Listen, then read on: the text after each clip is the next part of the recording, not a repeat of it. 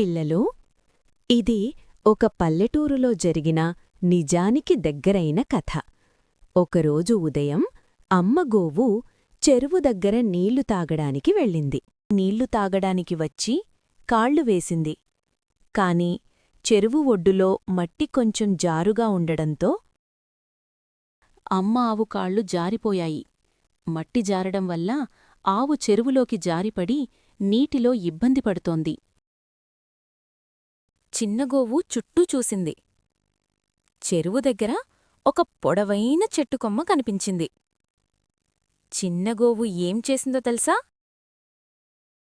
చిన్నగోవు కొమ్మను తన నోటితో పట్టి అమ్మగోవు వైపు నెమ్మదిగా లాగింది. చిన్నగోవు ధైర్యంగా పనిచేసింది. అమ్మగోవు కొమ్మను తన నోటితో పట్టుకుంది.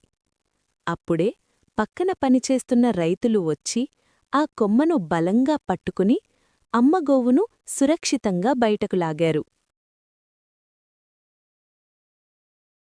అమ్మగోవు బయటకు వచ్చింది. చిన్నగోవు ఆనందంతో తన అమ్మ దగ్గరకు పరిగెత్తింది. అమ్మగోవు తన బిడ్డను చూస్తూ ప్రేమగా మురిసిపోయింది. అందరూ సంతోషంగా నవ్వుకున్నారు. మనకు ఒక పెద్ద పాఠం నేర్పింది. భయపడకుండా ఆలోచిస్తే చిన్నవాళ్లు పెద్ద సమస్యలను పరిష్కరించగలరు.